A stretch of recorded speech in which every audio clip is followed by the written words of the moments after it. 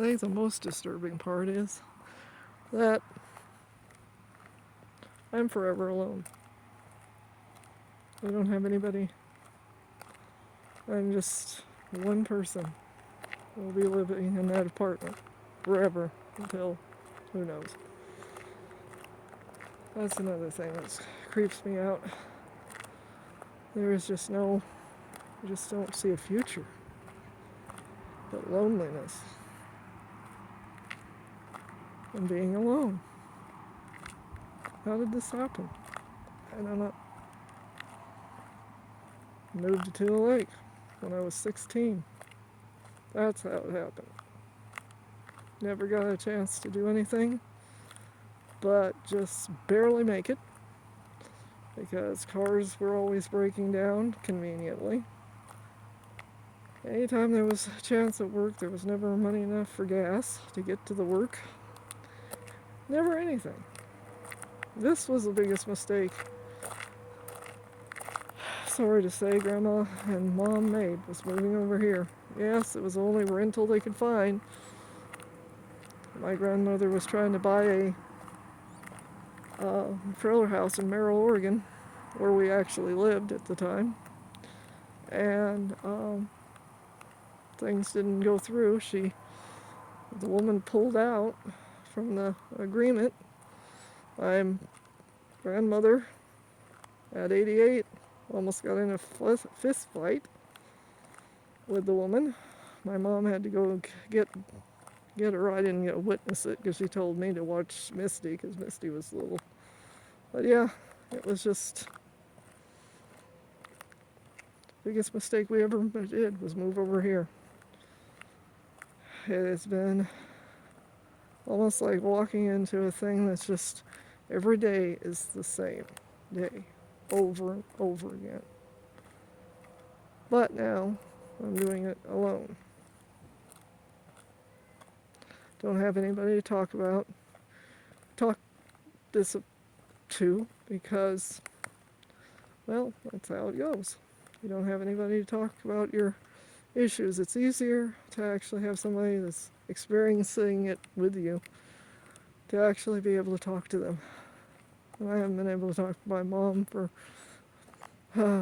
over 3 years. 2019 was the beginning of the end for her, but I don't know when my end's going to come. And it will be in this place, of course, because that's how it's been deemed since we moved in here. It's been a shackle. It's like cage door closed. I can leave to go grocery shopping and stuff, but I will never be able to leave this area permanently. Unless, of course, just like I told Mom a long time ago, the only way we get out of here is body bags.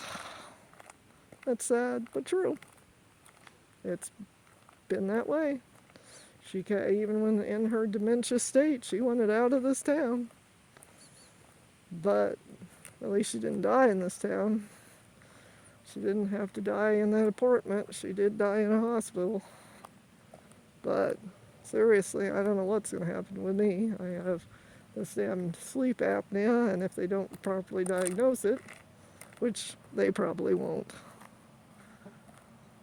I don't know, because I have sleep problems at night. And it's got progressively worse over these 3.5 years. I feel, well, over 3 years, not quite 3.5 years. But yeah, it's just progressively got worse. When I was in the hospital with Mom for last 6 days, well, 5 days, because the hospice didn't let me come on the first day. My sleep apnea was crazy. I'd fall asleep in a chair and thought I was suffocating. I suspect people were complaining about my snoring down the hall. Yeah, it was not fun. Couldn't lay down on that weird seat bench they have because I would feel like I was suffocating. It was not fun. And dealing with Mom's death was not fun. But that is life in this Especially in this, if you are living in Tule Lake, California, that's where you're going to wind up. A morgue. And of course the body factory, because you can't afford a funeral. So you can do something for society, but you can't do anything good while you're alive. So yeah, you're just a thing.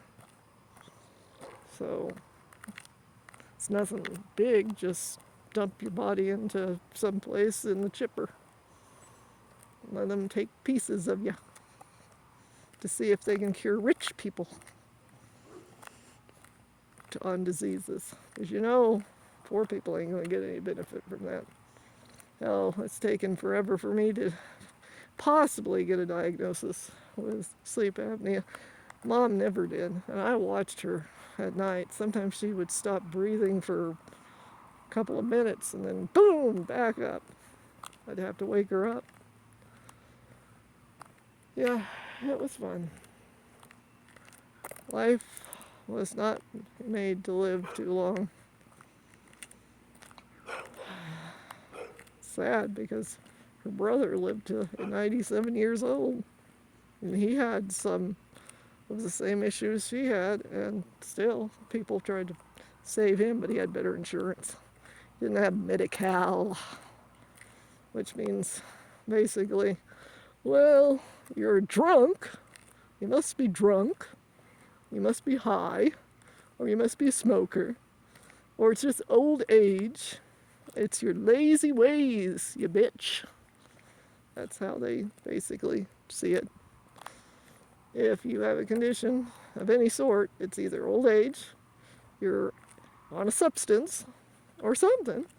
I'm even afraid to go to the hospital because the first thing they're going to have to do is check and see if I'm high. Because you know, poor people, we lie all the time. We are just lying little bitches. Alcoholics, drug addicts, drug dealers, of course. You got to admit that's funny.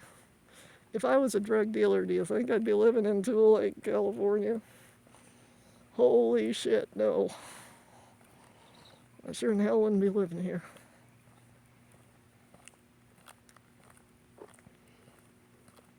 Well, if I had any type of job that was worth anything, I'd be out of here as fast as well, my car could take me when the U-Haul. But I don't have that choice. The choice has already been made for me. I am supposed to live here until either I give up completely or I get a job and they work me to death because I got conditions that could possibly kill me. But either way, I get to die here. Fun times. It's just a blast living in here. It took my mom, and I think it took her early because her mom lived to 88, almost 89. Her brother lived almost to 97. Oh, no, almost to 98, excuse me. And he was 97, but he almost was, he was getting there. And Uncle Bryce would have lived longer, but he had an aorta explode just before they gave him surgery, so. But he was up in age. But my mom dies at 82 of something kind of mysterious. It just seems that, yeah, they labeled it vascular dementia, but I still have a lot of questions. How fast it hit, what the symptoms were. It was just a freaky condition. It was terrifying. Whether it was pure vascular dementia or something underlying, maybe pesticides she worked in, who knows? But yeah, there was something, not just it playing a role in her death. And it was pretty scary. That's not easy to watch. Somebody decline over 3 years and then die. Pretty much a scary death. Yeah, not fun. And have to witness it all. And have to be taught a lesson, it seems. because that's how poor people get. We get lessons. We have to learn to be proper people. We cannot be proper people because we must be something else. And as I said, if I was what they said, most of the time they label poor people in here, I sure in hell wouldn't be living in this town. Because drug dealers make a hell of a lot more than caregivers, I can tell you that. But, yeah. I passed background checks. I have passed at least one drug test a long time ago, and is up for any drug test they want to give me. But yet, since I'm in a certain income bracket, I'm scum. It's not fair, but that's how the world runs, especially in Tule Lake, California. There is the high-class people and the very low-class like me that's supposed to be high on drugs, alcoholics, supposed to be selling drugs out of our kitchen. We're supposed to have meth labs. It was just fun. It's just fun to be labeled such things just because you wasn't born with a silver spoon in your mouth or married the right person. Yeah. Not everybody can have all of that. And you're supposed to pull yourself up by your bootstraps. Well, how about if you don't have straps or boots? But yeah, that's how it is. We're all considered lazy bitches, even the men, but usually it's the women. Yep, that's how it goes. Talk to you later.